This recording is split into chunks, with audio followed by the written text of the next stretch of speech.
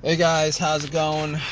Uh, so just want to give you guys, um, just want to tell you guys what happened to me a couple of days ago with my car and how I got it fixed. So basically, I was at the park. Um, the car drove fine all day, and I parked it, went for a jog for about an hour, came back.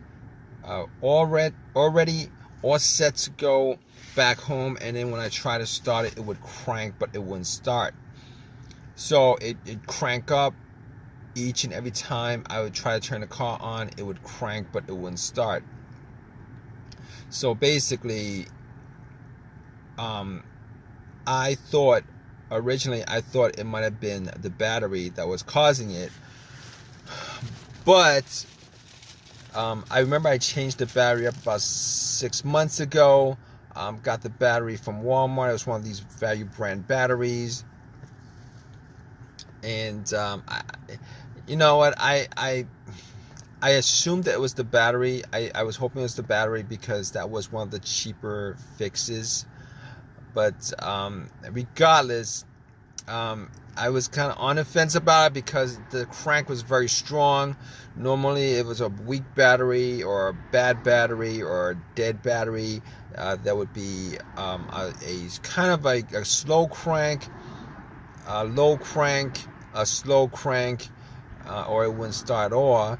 So I was thinking, turn on the headlights, went out, checked up beams, the headlights to see whether they were strong or not, just to give me, just to see where the batteries were at. So I went out, checked the headlights. The headlights were very, very strong, and at that point, I was thinking it probably wasn't a battery. So I popped the hood and looked at the battery just to see, because I thought that was the main reason for it. Terminals were a little bit corroded, and I remember last time I really didn't clean the terminals at all. There was a little bit of debris on the inside, whitish stuff, and I pretty much had a can of Coke in the car, poured it on the terminals, had it fizz up, oxidized, and took some napkins to clean it, and popped it back in. They weren't loose, but they weren't super tight as far as the terminal is concerned. I was able to pop them out, pop them in, and I was hoping that would resolve the issue. Went back, tried to start it, it would crank again, it wouldn't start. At that point, I was pretty sure it probably was not the battery, but seeing as how I had a booster pack on me that I bought 6 months ago when I had that issue with the battery, and I haven't used it since. It was about 80% charged. Popped it on. Just want to just get the battery out of the way as far as it being the cause of it.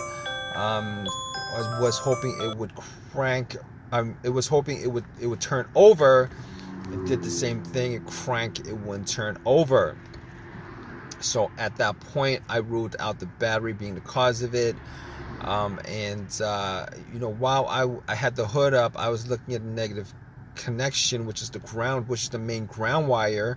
Looked at that. If you guys don't know what the ground wire is, it pretty much completes the circuit. All right, and that the main ground wire is pretty much the negative cable, and that negative cable normally is pretty much connected to the frame of the car. So I checked that out, and it didn't look like it was that bad. Had some rust on it, but I didn't think it was that bad. Everything was connected well, and at that point, I pretty much ruled out the ground wire.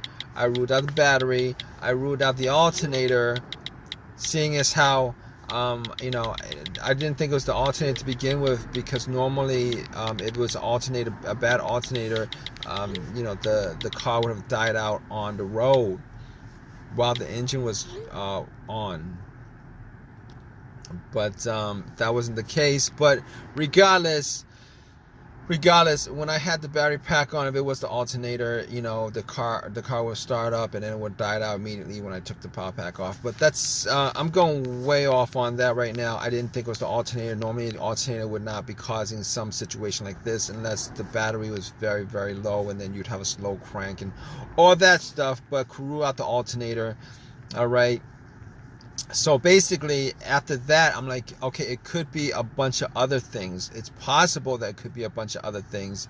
But then I realized there was no check engine light at all on, there's no check engine light at all on the dash. And I haven't had a check engine light in a long while on this car. I haven't had a check engine light in a long, long while on this car. So basically, at that point, I could pretty much rule out a bunch of other stuff that actually had a sensor connected to it, whether it be the mass airflow sensor that could cause it if that was the issue with that, throttle position sensor, camshaft, crankshaft, a whole bunch of stuff that has a sensor connected to it. I could pretty much rule that out. But here's what I did. I have a $20 OBD2 reader that I keep around in the car, and I've had it for a while. Okay, so in this situation, I was thinking, let's analyze this. Let's pretty much deduct what we need to deduct as far as causes of this, deductive reasoning as far as the causes of this. I'm like, there's a chance it might be the car's computer having issues for whatever reason. It's not connecting with the car itself. And I gotta rule that out. So I put the OBD2. And I know the OBD2 is normally not gonna tell me without a check engine light. Normally it's not gonna read anything. Well, it's gonna analyze everything and it's gonna put out readout, but it's not gonna tell you. Anyway, I put in the OBD2 and it scanned all the way through, gave me a readout. At that point, when it gave me a readout, I knew that there was no issues with any kind of communication issue with the car's ECU, the car's computer to the car itself, and obviously it came up with there's no codes whatsoever. Everything looked good. So just from doing that, I could rule out the car's computer being the issue. I could rule out every single sensor that may that may be causing this. I could anything that had a sensor that could be causing it, that the OBD2 scanner could read. I could rule all those things out. So at that point, I was stuck with a couple of things. One of those things could be either a fuse, a relay, fuel pump filter, maybe the ignition switch, maybe the ignition cylinder. But here's the thing. All right. Okay. So I got to the fuse box. Okay. We're going down the list of things to look for. I go down to I get to the fuse box and checked out all the fuses to make sure there were no blown fuse.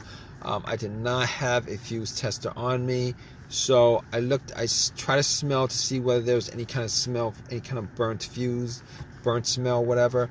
There was nothing like that.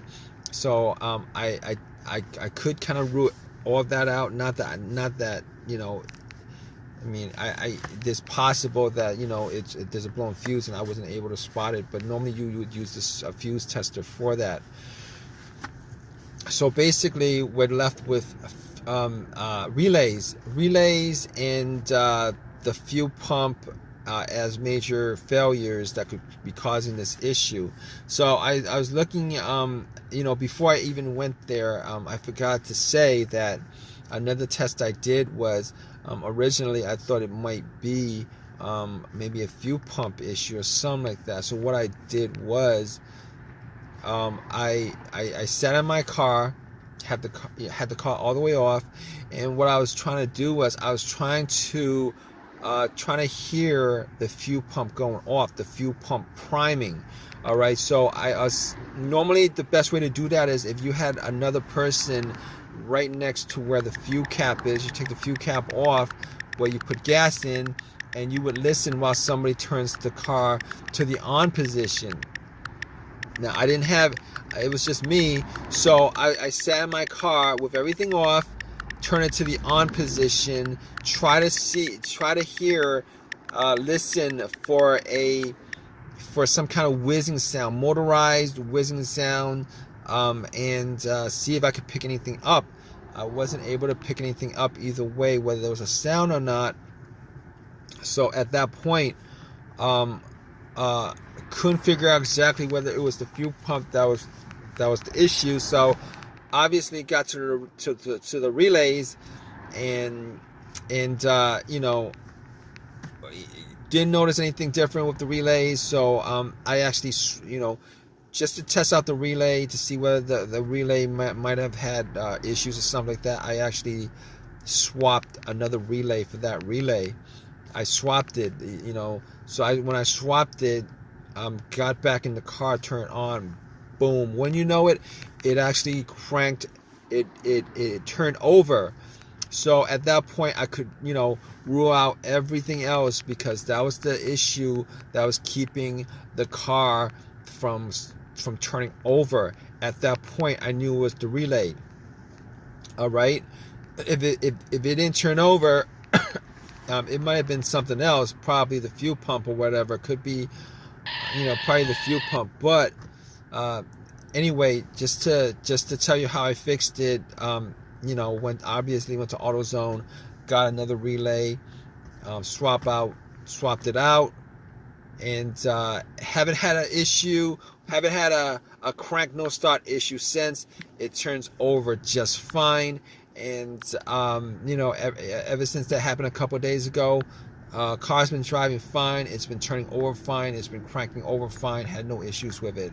So if you guys are in this situation, you know, you guys want to know, try to figure out what's causing that situation, what you guys, you know, just go down the list of what I went through on this video.